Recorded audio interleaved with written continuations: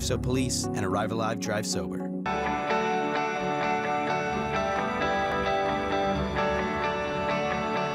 This is Rogers TV, London.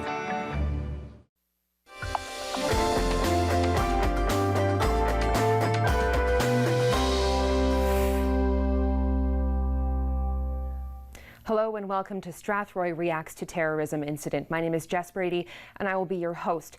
Over the next hour, we'll take a look at how the picturesque town of Strathroy is coming to terms with what went on this week, how a suspect that lived in their town, unbeknownst to them, went on to try and attempt to make a terror attack, and they were foiled. It was Wednesday morning when a tip from the FBI set the RCMP off on what they called a race against time to identify a suspect and then stop them from carrying out a terror attack. The suspect was 24-year-old Aaron Driver, and law enforcement officers stopped him just as he was leaving his Park Street home in Strathroy to begin his mission. For Strathroy residents, it was like a scene out of a movie, but it was happening in their town.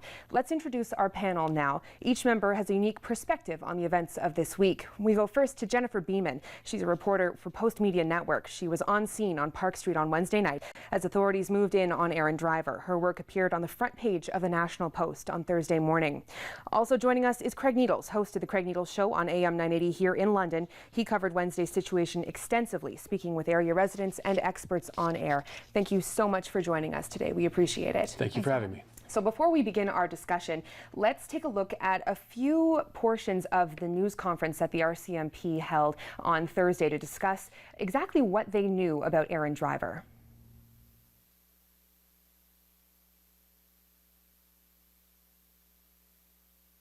In December of 2014, following a complaint from the public regarding social media posts, the RCMP initiated investigation referred to as Project Sumo into Mr. Aaron Driver, a Canadian-born Caucasian male who at the time was residing in Winnipeg. Some of you will likely remember or be familiar with the fact that in February 2015, the Toronto Star actually conducted an interview of Mr. Driver, at the time using the alias of Haroon Abdurrahman, in relation to some of these very same social media. During the interview, Mr. Driver appeared to be supporting and justifying the attacks that had taken place in October 2014 on Parliament Hill. He also identified at the time an interest in traveling abroad to an Islamic State. So this is not going to be an exhaustive list, but I will share with you some of Mr. Driver's activities that our investigation was able to establish. For example, in April 2015, we were able to establish that Mr. Driver was in fairly constant contact with an individual by the name of Sakbi Absar, a United Kingdom youth who was later arrested for his role in an Islamic-inspired terror plot that was targeting Australia and the Anzac Day parade. There was also 5 individuals that were arrested subsequent to this, following sharing of information with Australian authorities. Very shortly, around the same time actually, around May of 2015, Mr. Driver was communicating in a group chat with 2 individuals that are well known, Junaid Hussain and Riyad Khan, 2 well-known prominent members of ISIS. Unfortunately, despite the fact that we can establish that there was significant communication between the 3 of these individuals, we were never able to establish the nature of the communication due to the fact that they were using an encrypted application.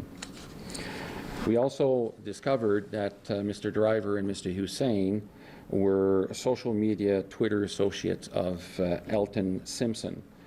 Mr. Simpson was one of the shooters that was involved in the Curtis Caldwell Center attack in Texas in May 2015. In fact, just a few hours before the attack, Mr. Simpson sent a message on Twitter to Mr. Driver and 6 other individuals. So on June 4th, 2015, the RCMP arrested Mr. Driver and detained him under Section 8318 for knowingly participating in the activities of a terrorist group. At the time of his arrest, his residence was searched, and investigators found a recipe to make homemade explosives on his home computer. In June of the same year, Mr. Driver agreed to the conditions of a peace bond and was fitted with an electronic monitoring device, which was one of several conditions that were attached to his peace bond, and he was subsequently released from detention. In July of 2015, Mr. Driver moved from Winnipeg, Manitoba to his sister's residence in Strathroy, Ontario, where he was apprehended and unfortunately died yesterday. So that was some of the information from the RCMP regarding what they knew about Aaron Driver heading into Wednesday's operation. Something that I wanted to talk about with you guys was that this is someone who was born and raised in Canada. Aaron Driver, 24 years old, could have been anybody on the street. I think the whole idea of homegrown terrorism still takes many of us by surprise. When we first learned about Aaron Driver, what were, I guess, some of your thoughts about that? I know we covered it extensively when he was going through his court issues in Winnipeg. Did it take you by surprise when you heard that he was, just a regular kid from Winnipeg? I thought it was particularly nasty. Just quite disturbing, frankly. This man that was living in a big enough Canadian city to move to a small town like that. He had some things in his life, of course, we're finding out now. The death of his mother, a miscarriage from a girlfriend as a teen, and the convert to Islam. But I mean, these are things that could happen to anybody. He kind of proves that there is really, the recipe for radicalization isn't a one-size-fits-all thing. It could be really anybody that could end up going down this path. And the scope of it too, the level of vitriol he had for Canadians, for people around him, people he interacted with at work, at school, if anything, all of it. It was just really quite disturbing. And the video that he released as well was just, it was really quite jarring. And that video is something we will review in a little bit. But Craig, go ahead, you had something to add. Well, it's surprising, and I don't think it's ever going to not be surprising when there's someone who's born and raised in Canada that winds up despising what the country stands for. But at the same time, we've been through this in London before. We have. This is not the first time that we've been down this road. So for whatever reason, and I've talked to multiple experts on my show who have said, there are multiple cells in and around the London area. For whatever reason, radicalization is something that happens in this area. So that's disturbing to think about, but it's also something that we have to be cognizant of as a community. It's interesting, we're talking about how it could be anyone, that sort of a thing. When we were in Strathroy just the other day talking with residents, some of whom you'll see on the tape in a little bit, one lady who works in a store, she said, I saw him several times in the store coming in to shop, and it is just that unsettling that it could be someone you've spoken to before who then would go on to try and attempt to hurt you or someone you know. It is very unsettling. And Jen, you mentioned the video, the manifesto, if you will. We do have tape of that, so why don't we go ahead and take a look at it.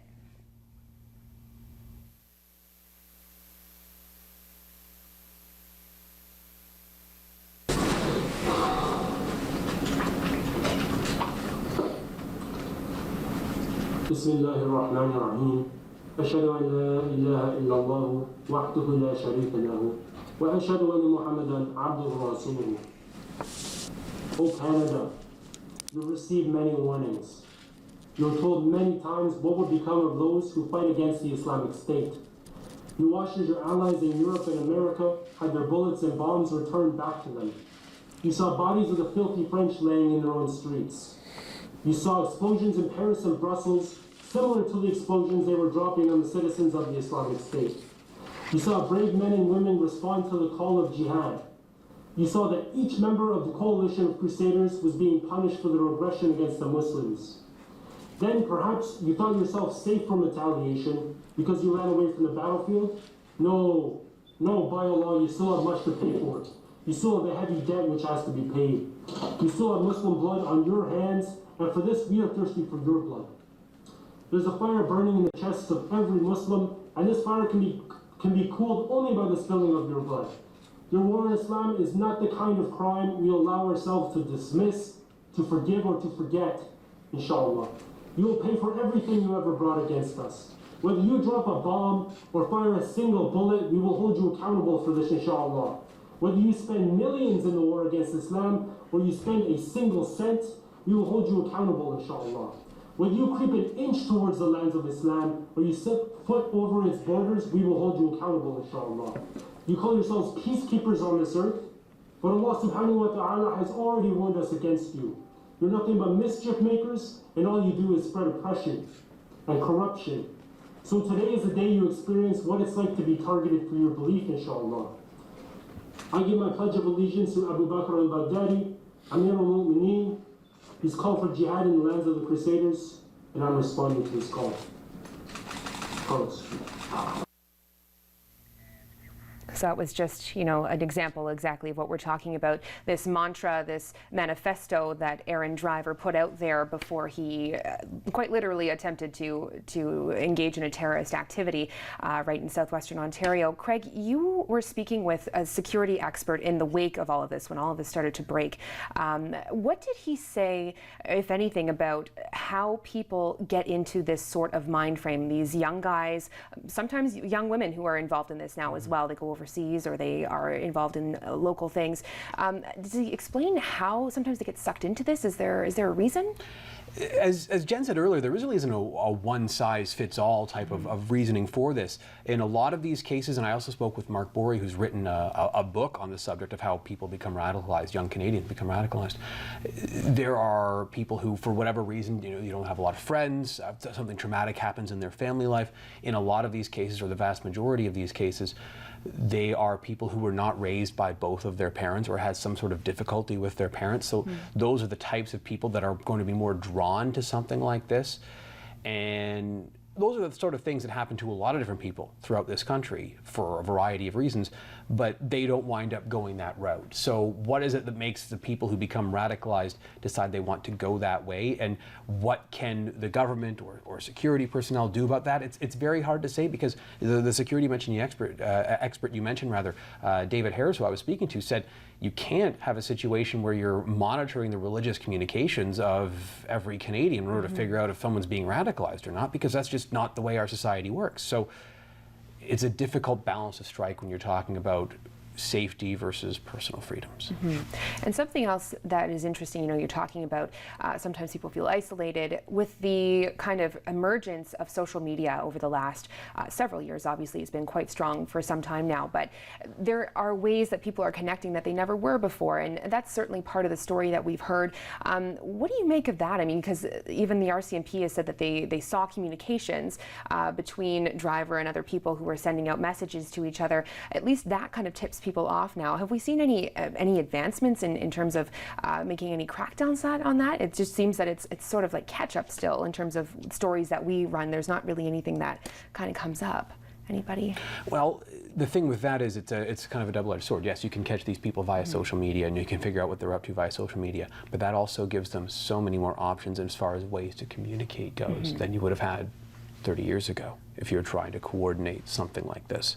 So it is a double-edged sword that way, whereas, yeah, you could see someone post, the Twitter messages that we were hearing about from the RCMP earlier. Okay, we saw Twitter messages from this person to that person. So yeah, you can find stuff like that. But at the same time, there are ways that people can communicate via websites that maybe aren't as popular as Twitter, that security officials may not be monitoring as closely for someone like Aaron Driver, who they were monitoring what he was up to, as we know. And they did say some of the messages were encrypted too. And just because you can track someone doesn't mean you can go in and stop them from doing something or stop them from believing what they believe in the first place. So, you could surveil people all you want, but, I'm not sure every radicalized person can be stopped or can be changed. And that's kind of a terrible view to have. But again, this man this was somebody's neighbor, somebody's friend, somebody's coworker, and he went down this path. And from what we're hearing from people that knew him at the mosque he went to in London and other places as well, this guy just wasn't.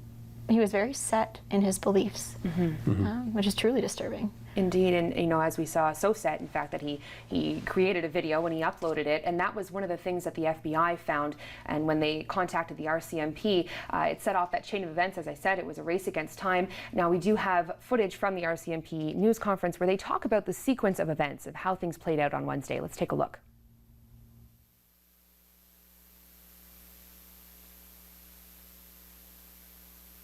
Yesterday, August 10th, 2016, the Integrated National Security Enforcement Team, under the leadership of the RCMP in the Greater Toronto Area, received credible information to support that a male was planning to conduct an imminent terrorist attack in Canada.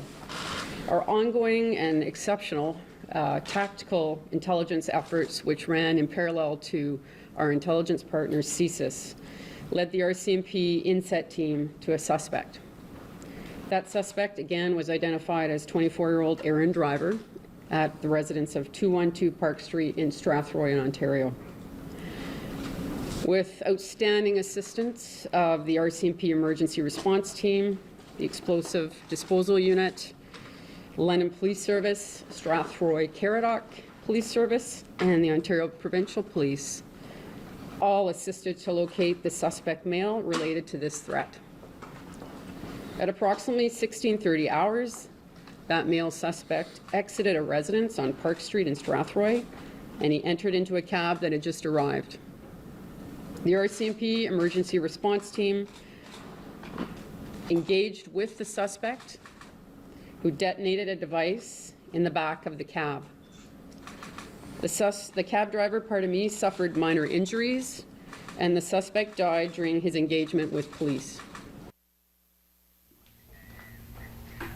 So certainly some disturbing images at the end of that that clip there. We talk about terrorist activities and incidents that may happen, but that right there is case in point of the reality of it, that this happened not very far from London.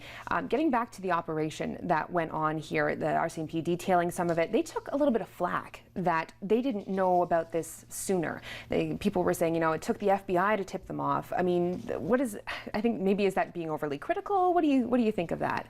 Well, there was the barrage of questions from media at that press conference. Same question over and over again. Why didn't you know? Why didn't you stop him? Right. And their answer was, that's not how we work. That's not what we do in Canada as a free society and a country. But I think there still are some very, very serious questions that need to be asked about this man. He didn't seem repentant. He didn't seem like he was not a threat. And even when he was released on peace bond, he was very, very clear, very set in his ways, very ardent in his views. And yet he was allowed to live in Strathroy and go to work, and with, from what we know now and from what police have released and RCMP have released, very little intervention in his life, which is, I think, personally concerning as a Canadian. And just for broader implications, national security, this could have gotten a lot worse had we not been tipped off. Definitely, and I think it does raise valid questions that were raised when he was in Winnipeg, even when people said there's nothing we can do because he seems so set in his ways. Why is it that he just has an ankle bracelet on to monitor where he's going?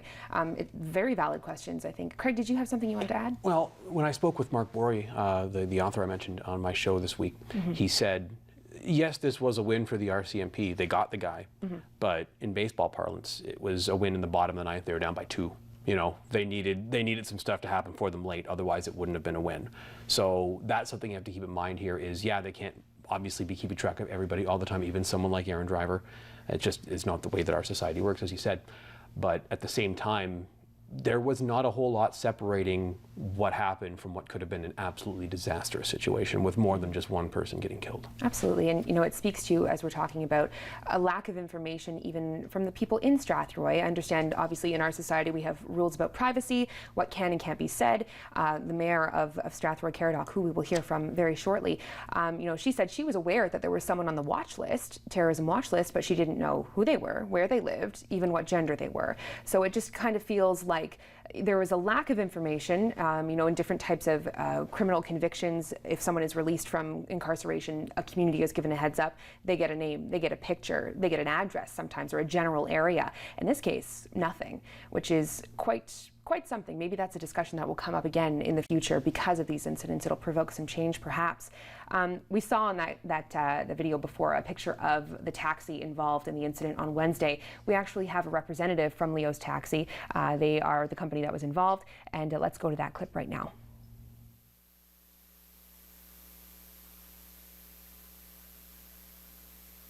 What I heard was he went to pick him up, and he got there, and guy got in the car, said, "I want to go to City Plaza in London," and before he pulled out, RCMP swarmed the vehicle. As soon as they came, he just, he put the car in park and jumped out, and then he started crawling towards it's like an army crawl towards to safety, or the people there, RCMP officers that were there. We picked the guy up, and he was a polite person. He was always grateful of the service, and he brought that backpack everywhere, so we didn't think anything of it. It was just him going to London. Here we go. Yes, that is quite something to see. You see someone who has interacted in the past with this individual, Aaron Driver, a 24-year-old suspect who died on Wednesday in the course of events as the RCMP and law enforcement were moving in to stop an attempted plot that was underway. Hearing from that representative, what did you think? What went through your mind when you're hearing from the taxi company who were involved in this whole thing? Well, we had so few details the night of Wednesday, nothing at all. We didn't see the taxi. There were lots of cars blocking that whole area. So the next day when it came out that there was a cab driver involved, somebody injured, it was quite the shock. And then the harrowing tale of him crawling on his hands and knees out of the scene, bruises and scrapes, and the damage to the car, the damage to the vehicle. You'd think that somebody could have been actually hurt more. So it was just, it's kind of stunning and interesting too in that way. This cab driver was going for a regular fare, something that wasn't at all out of the ordinary, and boom, you're right in the middle of a national, international news story. Yeah. It just speaks to the randomness of it, and I believe those who are trying to plan these sorts of events, that's exactly what they want. They want people to question the normal everyday, right? So sadly, that is I believe their aim. Craig, did you have something that you wanted to add to it? I just, from the perspective of the people that are the cab drivers and the people that are just in that area in general in Strathroy, you just must be thinking that something like this is something that happens somewhere else in the world. This happens in Toronto, even if it's in Canada, or this happens in a major city. This doesn't happen in Strathroy. So I think that was the big shell shock, be it if you're a cab driver who's directly involved or someone who lives in that neighborhood or whatever it happens to be. Yeah, and to follow up on that, we actually spoke with a number of residents, but we are going to take a quick break. When we come back, we will see that footage.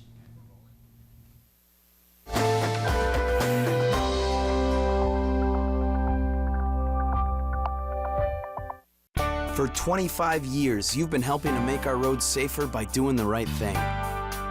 You've been the designated driver, you've stayed over, called home, you've called a cab or a friend, and planned ahead. Let's keep doing the right thing. Support sober driving by getting yourself and your friends home safely. Do the right thing. Visit ArriveAlive.org to find out more. Arrive Alive.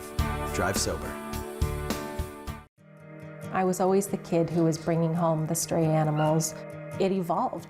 And when I adopted my own dog and I realized what a history of abuse she had and yet how much she could still trust and give back, I just sat down with my husband and we talked about it, and I said, I think this is what I need to do. ARF Ontario's focus is rural areas that are unserviced. No animal control, no humane societies. These animals constantly amaze me. They give me hope that if you can go through this much and still be adoptable and still have the capacity to love, how can we not work at continuing to save animals that have that capacity? You turn on the news and you hear all of these terrible things in the world that people are doing. In ARF, you see the miraculous things people are doing.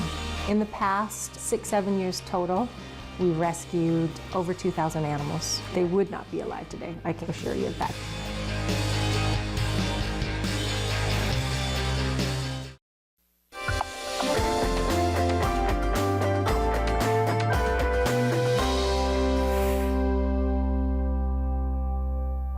to Strathroy Reacts to Terrorism. My name is Jess Brady. We're engaged in a panel discussion here talking about the quite frankly surreal events of this past week in Strathroy, where law enforcement thwarted a terrorist plot. They took out a suspect, 24-year-old Aaron Driver. He has died in the action on Wednesday. We have spoken with residents of Strathroy to talk about this case and just how they're dealing with it. We've compiled a package of them and we're going to show them to you now. Oh, I feel very bad because I lived here. That's over there and on the street. It's not too good. Police tell me you stay inside the store. Now come out because he checked something. That's it. It's a little bit scary though, right? Yeah, I scared after I see so many police come. I said, oh, maybe big problems. I don't know what's wrong. I read a lot of things. The police, he killed this man. I say, oh, thank you, feel good now. So it's good. They did a good job, the police. Oh, I think so. You better catch lots of people like this because it's bad.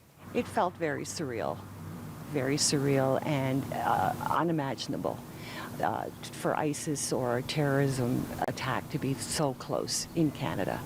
My family hasn't been in touch with me so far. However, friends, neighbors, it's the same reaction. It just doesn't seem possible that this can be, you know, something that happens in Europe come all the way to a very small, peaceful community like Strathroy. Well, I was very nervous. I got an 18-year-old son, what was in town somewhere, and I didn't know where he was. And he actually chums around with people which were in the barricaded area, so I texted him, and he just happened to be downtown at Tim Hortons, so I told him to stay away. And of course, 18-year-old, he's going to go check things out, right? But yeah, I was very nervous, and a lot of people were nervous around here last night. But when you find out what really happened and what went on, it calmed you down. What we have the proper people in the proper jobs to do their job and get the job done without panicking the whole town. They did their job, what they had to do, and all the meantime there was people still playing baseball at the park across the road, people still playing tennis, so nobody really knew the situation and panicked about it. So they kept everybody calm, and they did what they had to do and got their job done perfect. I think they did an excellent job. I've never seen him at the park. I've never seen him walking up and down the street. I didn't even know he existed in the town, really. It's scary when you really don't know your neighborhood too much, as well as what you think you know it. When we came home last night on the news, that's when we heard what was going on, which it surprised us because Strathroy is pretty peaceful most of the time. But no, that was quite a shock to hear that, especially when the person that he was killed. So it's very unusual. But well, it's a good thing that the police took this action because the way things have been going in other cities. So we're pretty grateful that they kept an eye on these people. So, but no, it's one of those things, and hopefully they'll get everything sorted out and we can carry on. So. I was certainly very surprised. I'd actually lived quite close to that area, so you know, you're always quite shocked when something like that of such magnitude happens in a small town, which we are. So yeah, I was very surprised. And you know, there's so many great people here, so it's pretty horrible to know that you know, there's been a shooting and someone's died, and we don't know what the person has or hasn't done yet. So we're all just, you know, waiting for more information. Well, it's always something to keep in mind that, you know, if there is a problem, you know, if that's what has happened, you know, we'll probably be more vigilant than we have been, and unfortunately, you know, people are affected by things like this. It's, you know, and we try and move on and not, you know, not profile or anything like that, because that's what people end up doing, and I'd hate to see that happen. A little weird for a town this size. from what I've been reading, it's odd. Really, really odd. I wasn't expecting something like that around here at all. From what I'm reading, he was sent here. So there may be family ties, but I don't think he actually even wanted to be around here from what I'm reading. So no, I don't think it will at all. So Strathroy's not going to get a bad rap? I don't think so. Not at all. No, it's a nice little friendly place to live. So hearing from some of the residents there in Strathroy, let's talk to our panelists. Jen, when you heard first the news about what was going on out in Strathroy, take me through the day for you on Wednesday. How did you find out, first of all? Did you do a double take? Because I certainly did. For sure. Well, my fiance, your coworker, Andrew Lott, in the afternoon host. Oh yeah, him. He just said, hey, there's something happening in Strathroy. A lot of police were hearing. There was very little on Twitter. There was very little on anything. Just, hey, police in Strathroy, want to go for a drive? So we both kind of got in the car, drove out there, and then when we got there, it was clear there was something big happening. It's the kind of thing you'd see in a movie with the SWAT teams. There were snipers on the ground. It was really, really surreal. That's maybe the only best word to describe it. So we got there, and it was just immediately apparent something was very, very, like, there's a very large investigation underway. OPP, Strathroy Caradoc Police, RCMP, tactical units, vans, dogs, everything, and no answers. No answers to what it was, who it was, what house it was, anything like that. So we just immediately started going wild on Twitter and Facebook, just tweeting, writing what we saw, interviewing people, asking, hey, what's going on? What did you see? What did you hear? And it didn't take too long before people in the world started to see Strathroy and see what this was. And this man, Aaron Driver, had been written about before extensively. He was very well known to a lot of big city newspapers, and they'd spoken to him before. And so when Strathroy and this investigation came up, especially given the announcement earlier in the day by the RCMP, people put it together. And then it exploded. People just flocked there, media from all over, Canadian press. And so by about 10 p.m., it was very, very much a big scene with people. The people gathered at the caution tape. A lot of them had lived in the perimeter, but they were out at the time, couldn't get back in. There was one woman I won't forget. She was trying to text her kids, her 2 teenage kids, in the house next door. They were just stuck there. They couldn't move, they couldn't leave. And so she was just trying to keep in contact with them, get answers like, are you okay? Are you guys feeling okay? You know, they might not have been in imminent danger at that point, but just the fact that they were stuck like that. We know yesterday people were still being kept out of their homes in that perimeter, not as far back as they had been, but the disruption to these people's lives on this street was incredible. I can't even imagine. I mean, just hearing from people at the scene, a few of the people that we talked to, it's very unsettling because this is a nice, quiet neighborhood, just as there are many around the world that have been disrupted by these types of incidents. Across Canada, things have happened, and speaking of the scene of it, all of the police officers and the tactical gear, and you've covered a lot of things. People in London media, when you've been in the business long enough, you go out to a few scenes, but to actually see things happening, talk about how this all kind of rolled out. Was there an increasing of intensity and action as you were standing there? It was very calm and very collected and very, strategic. You could tell that they were the police officers, from where you could see them, were gathering in one area. They'd look at something else. They were holding the scene. We had no idea whether something was going to happen at the time. We thought maybe somebody was still in the house. We didn't know that he was in fact dead and killed at 4, and it was that.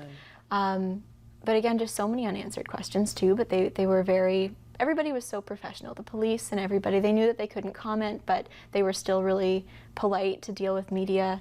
All the neighbors, the hospitality there was amazing. They were curious too. They wanted to know, and they knew you had a job to do as media there. The scene was, there was sort of a level of suspense through the night, and just uncertainty, chronic uncertainty that we didn't have answers for till almost 24 hours later. Yeah, it's true. And Craig, when you found out about it, I mean, what did you think? It's kind of strange that the person in the clip mentioned that the baseball game across the street continued because I was playing softball, and I got a phone call saying, "Oh, there's something going on with the police in Strathroy." So I called the AM90 newsroom and said, "Okay, hey, there's something up. You guys should take a look." And then I started getting texts and so on and so forth, and I'm like, okay, I'll deal with this afterwards. 'Cause I didn't realize how big a news story it was. I'm like, okay, it's Strathroy, you know, nothing's going to happen in Strathroy. Exactly. Right, yeah. So then I look at my phone after I'm done playing and just texts and calls, and I missed a whole bunch of things. So I'm just like, I'm trying to catch up and I'm just like, wow, what is going on out there? And I see that Andrew's out there, and it was almost just stunning because, again, like I said, I thought it was just a Strathroy thing, so I'm like, whatever. There's not going to be something huge happening in Strathroy. I just knew there was a police presence, that's it. But turned out there was something pretty big. It's wild. I mean, listening to one of the individuals that we spoke with, Kim Brown, one of the residents who was just down the street, mere meters away, really, from what was going on. And he appreciated very much the way it was handled by the authorities because he said there was no panic. Everyone was very calm. He touched upon the fact that there were kids playing in the park, just like a stone's throw away from where everything was going on. Is this, you know, maybe a testament a little bit to Canadians staying cool under pressure, or just happy ignorance is bliss type of thing where they didn't know what was going on? I think the ignorance is bliss option is kind of what I would go with here. Yeah. Look, the police can't obviously tell everyone what they're doing at every second when it comes to something like this. But at the same time, I think that there may have been a different reaction if people knew that, oh yeah, the police are on this street in Strathroy dealing with someone who was a terrorist. Right. I think that would have made it a very, very different situation for the people in the surrounding homes. Yeah. I think it's a testament to just the professionalism of the RCMP and police and the cooperation there, because it was a surgical investigation. They were on the scene, they got him quickly. They ambushed that cab quickly. To the point that people didn't even know that there was a cab that had been ambushed. Exactly. And they closed off the area pretty effectively too, and you know, they kept it really like a tight and clean investigation. There weren't people wandering in the perimeter, like it was just very, and while at the same time maintaining a distance with the public, they were still very professional, and I can't really say enough about like the way the scene was managed. Something that impressed me just so greatly, say what you will about how the RCMP found out about it with the FBI giving them the tip. They have said to the RCMPs, you know, to cite them, they say, this is the sort of thing that happens all the time. We exchange information, they give us stuff, we give them things when we can, you know, that sort of thing. So it's all normal in their eyes. But from that video, he was wearing like a balaclava. He was completely covered with the exception of his eyes. So to go from that to having that little bit of information, so maybe some encrypted messages, to being at his front door when he walks out and he gets into a cab, impressive. Like the speed with which they act. And they said they had him identified in 2 hours. They learned from the FBI in the morning, and by 11 they knew who it was, where he was living, where to find him. So investigation-wise, great. I think, I mean, they got him quickly and got to him quickly. They must have had a list going in, though. They must have an idea. Okay, here are our troublesome people when it comes to this sort of thing. Okay, let's see which one he may fits best. Be a match with. So correct. And so, you know, not only was this impacting Strathroy, it was also impacting the entire area, really, London especially, because London has been mentioned in the investigation.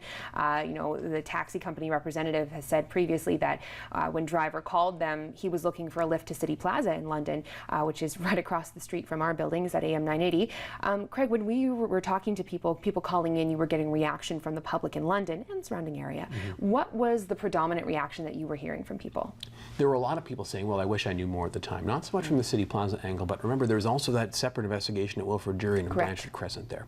And we got emails from people and posts from people and even a call from a person that lived right in that area or lives right in that area saying, I wish I was more kept up to date on what was going on, because all I knew is there was a situation in Strathroy, and then right outside my front door, there's a situation there too.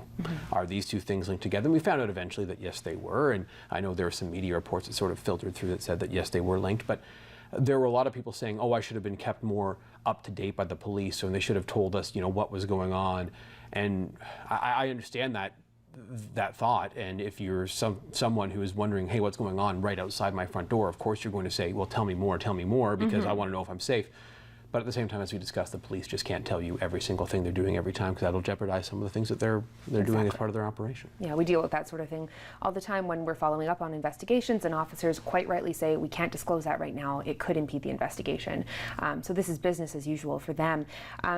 Jen, you know, we're talking about the London connection, and for as shocked as we were that Strathroy was involved, because it's such a little place, very nice, lovely community.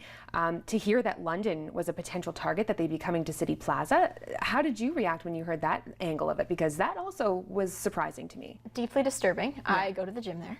Right. And yes, and it's right near your offices too. Yeah. The London connection is very nasty too, because it's not like he was trying to just carry out a terrorist attack in Strathroy. He was trying to get to a city that has connections to other cities. London's a very central place. You can get on a bus, you can get on a train, and it just shows the magnitude of the kind of attack this man wanted to perpetrate against others. And you know, we still don't know with Blanchard, Crest, and Wilford Jury the exact confirmed police reports about what that was, but that was something that also was unfolding in Strathroy when we were there. We were not only working this scene, but also so many questions about the London one. There were reporters that were kind of assembling there to find out, and so it just, yeah, the kind of thing that you would have never ever imagined.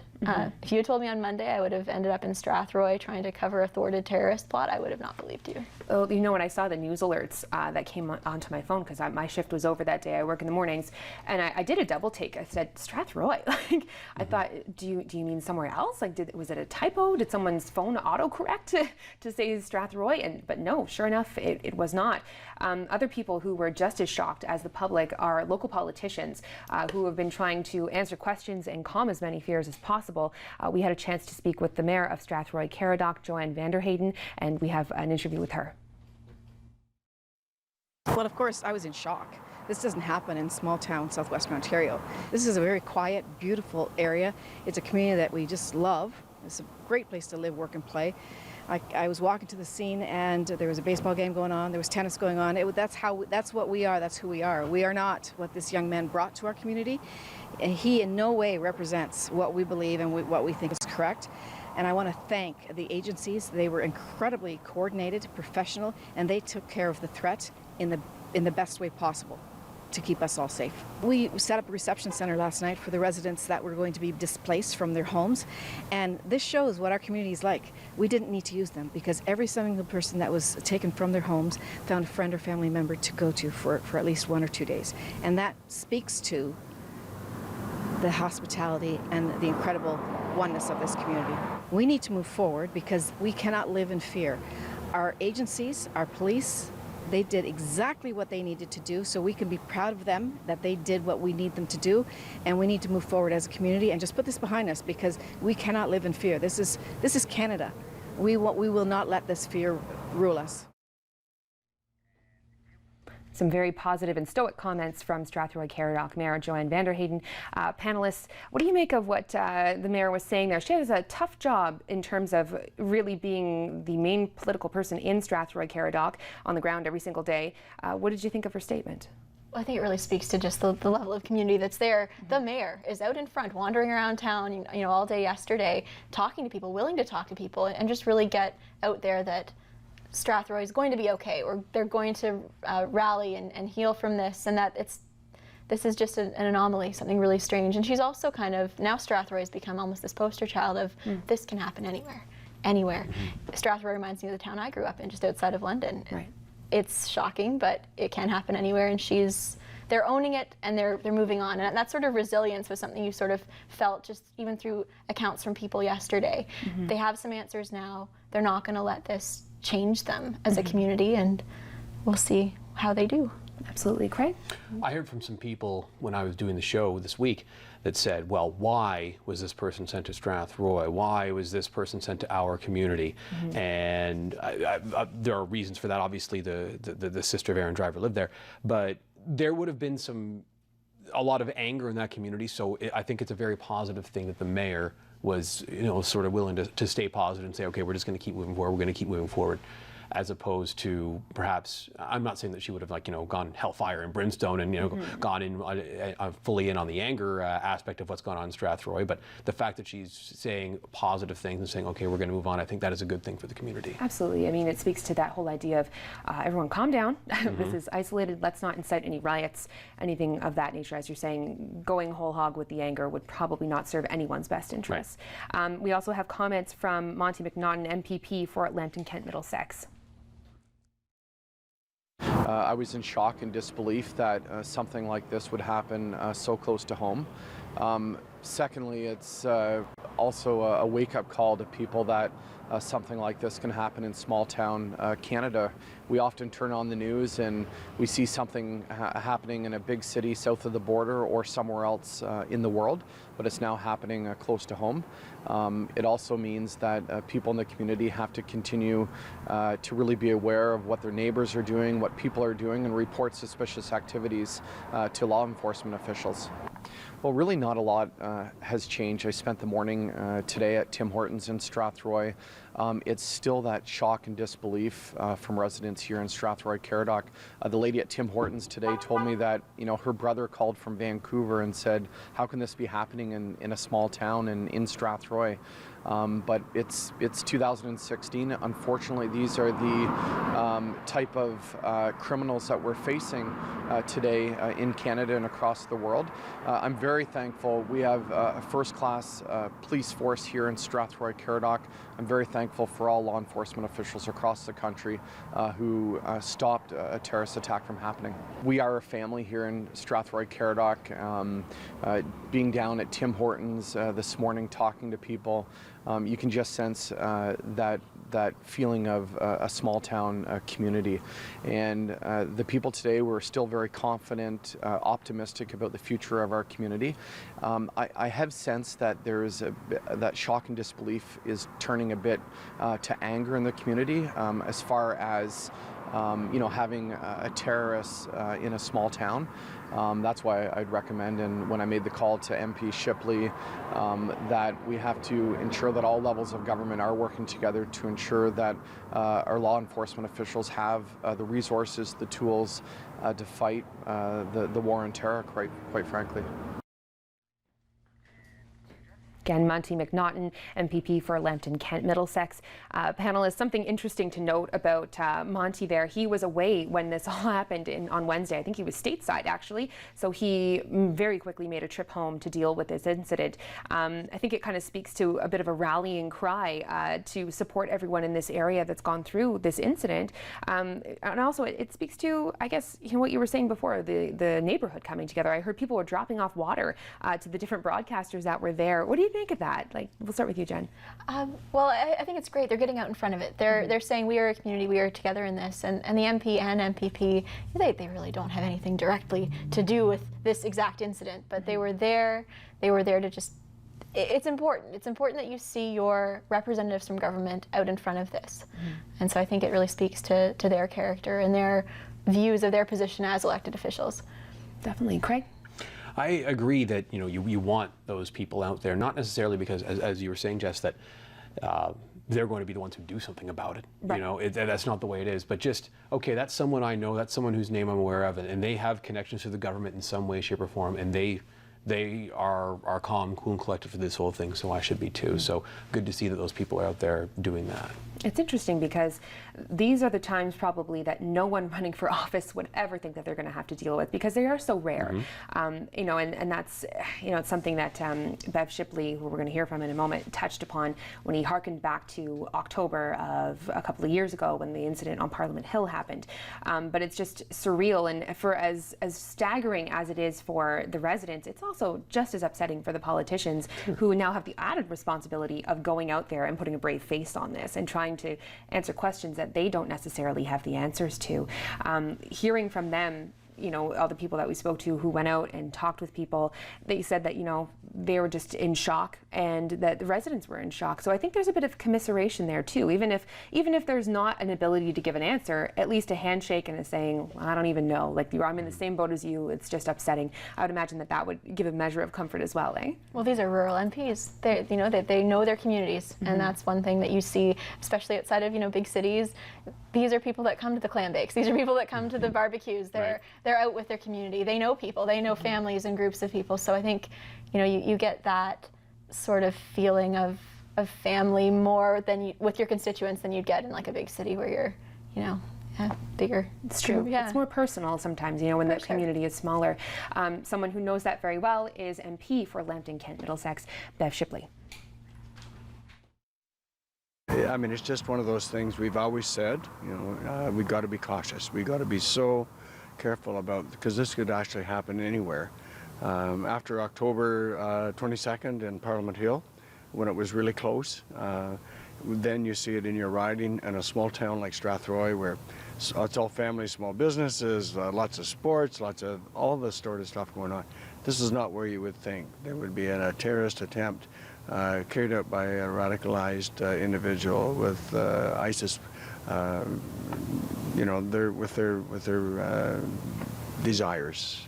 But for the people, you have to know that we need to continue to make sure that our people that are in charge of keeping us safe, that's our security, our CSIS, our RCMP, our local forces, have the resources so that they can make sure that they can find these things out before something really bad happens. And the guy, the gentleman in the taxi cab was injured. Could have been much, much worse. The world has become a small place in many ways, in terms of terrorism, but in terms of our global trade, in terms of our travel, and so we can't isolate and say, well, this isn't a global or an international issue. We build partnerships with all those other ones. And so when we fight terror and we fight crime of any types, we need to build confidence and we need to build a strong relationship with our allies. That was Bev Shipley, MP for Lambton Kent Middlesex. So, he's the MP. He sits in Ottawa where they make the type of legislation that would handle extremism or trying to fight that behavior. Do we anticipate that there are going to be repercussions from this incident in Strathroy? Will there be legislative change that comes out of this? What do we think? I'm unsure about legislative changes. What I do think could happen, and we would not necessarily know as members of the public, is procedural changes within the RCMP and that. These kind of behind the scenes, procedural, protocol kind of things. Because this was an 11th hour thing. They found out, they located this guy, and it turned out really well that they did. And it turned out, and it was good that they had the intel to find him, to know that it was him and that list. But, it was very close, wasn't it? And I think maybe when they do their own internal review of the way that, Wednesday played out, they might find little efficiencies they can make, or different lines that they can pull on, or different relationships that they can pull on. I think they touted at that news conference the cooperation between provincial, municipal, and different police forces. Like, it was really, they were very, very proud of that and made a very, very strong point about saying that this was something that really was integral to that investigation. So I think maybe when they do their own internal review, they'll realize, okay, that was a great thing. What can we improve on? In the way that any corporation or company would have strengths, weaknesses, opportunities for growth. And I'm thinking maybe we'll see that more than a legislative change. True. Okay. I agree with Jen when she says the legislative change may not be what's around the corner here, because I don't even know, what do you do with this as far as from a legislative perspective?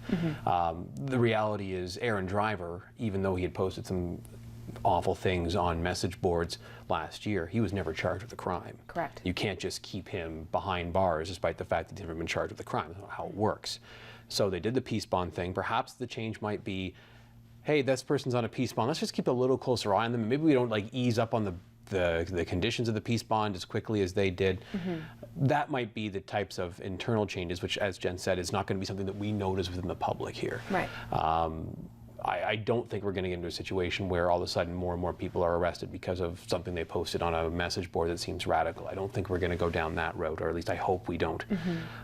But the people that we know are people to be watched. Maybe keep a little closer eye on them.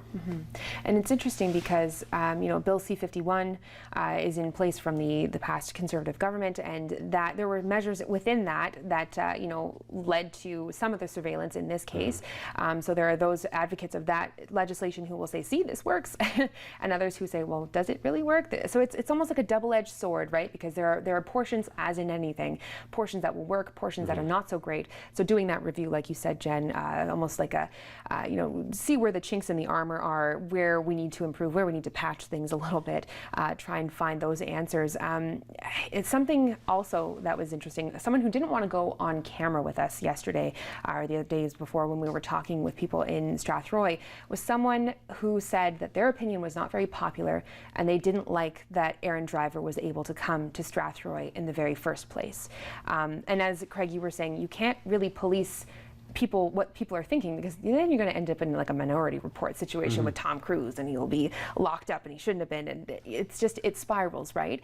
So I mean, how do they just keep doing what they're doing? Are we at a fine balance right now? Like, are we in the best spot, do you think? Is there more that can be done? I think we're as good as we're going to get. Like, I know that is probably not the answer people want to hear for what happened this week. When you think to yourself, to use the analogy I used earlier, if it was, a bottom of the ninth walk-off win, like, okay, it was a win, but like that was close. That's probably not the answer people want to hear. But I don't think what we need is big overhaul, sweeping changes to the way that these security services are being run, or the legislation they have. I don't think that's what we need here, because the reality is this is a pretty safe country relative to what's going on elsewhere in the world. This is a pretty safe country. So I don't know if we should be necessarily having to sacrifice any freedoms in order to make it more safe because we're doing okay. I know that's not the answer that everyone loves, but that's where I stand on that. Middle of the road. It seems nihilistic to say it, but not every crime can be prevented. Right. We cannot police people to the point that all crime is prevented. There's going to be, some opportunity. People are aggressive. People are unpredictable. People can hide things very well. And so this situation with this guy goes to prove that you can't predict sometimes. And even if you do know that some people have a propensity to violence, to aggression, to extreme views, you're not going to ever get a reasonable legislation that would stand up to the to the Charter of Rights that would throw every terrorist in jail, or throw every suspect in jail, or throw every person that says things on the internet that are pro-ISIS in jail. So you're never going to get that, and there's a level of personal accountability we all have as well. If you see this, or if you see odd behavior, if you even suspect things, I mean, you could always reach out to law enforcement and say that, but I don't know that we're going to get to a point where this can be prevented. I love the point that you made about if you see something, say something. That's a viewpoint that has been brought up in our coverage over the last, let's say, day or so. The London Muslim Mosque had some contact with Aaron Driver, and when they found out who he was, when they noticed something a little bit odd, they noticed his GPS ankle bracelet, they contacted London police, and they stayed in contact with them casually about the situation. They tried to reach out to Aaron Driver to make sure that he understood that Islam is a religion of peace, that what he was thinking is not correct. So I think that really speaks to that action that's being taken by every community. If you see something strange, speak up. It's very important. Some individuals who are speaking up today and in the last little while recently about the situation, there was a news conference with officials from Strathroy, specifically Mayor Joanne van der Hayden. She was talking about how she just thanked law enforcement in the area for all of their hard work. Chief of Police for the area, Lori Heyman, she was talking about how their focus is on keeping everyone safe and secure. That's something that's ongoing and will continue. And also the RCMP investigation, it is ongoing, they have said, but as of right now, they don't anticipate any danger to the public. So that is excellent news. There's been a little bit of criticism, we've talked about it, about the timing of these briefings and news conferences. Is it a little bit late? When it was more secure, just really quickly, last thoughts on it. Sure. Yeah, whoever, is it a little late, faster? You have to wonder what the inner workings of the multiple police services involved here is. Do you think that the people in Strathroy would have loved to have had a newser yesterday, but the RCMP said, no, hold off for us? I don't know that to be true, but that wouldn't surprise me at all. Jen? I've got to think too, we're media people. We want news now, Yeah. right now. Totally. We want it now. And everybody there, they wanted answers, of course, but there's an understanding with people. You're not going to get the who, what, where, when, why immediately.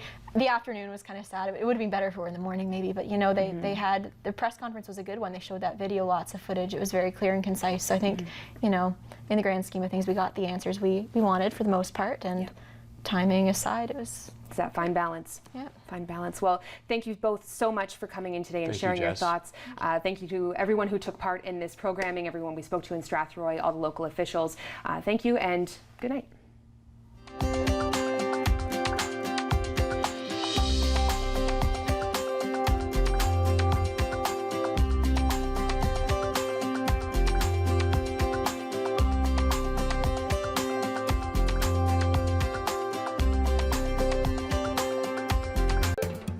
Rogers TV viewer response line. Email us or connect with us on social media.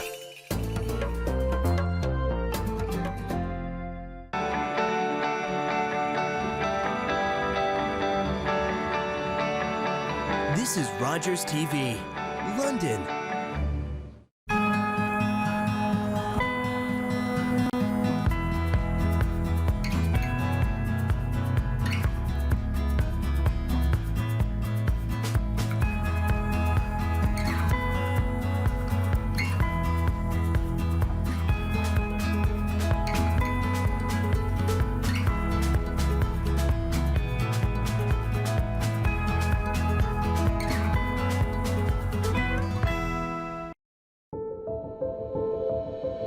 Bladder cancer. It's the 5th most common cancer in Canada. The most common symptom of bladder cancer is blood in the urine. Please, don't ignore this warning sign. If you see red, see your doctor. For information and support, visit cred.ca.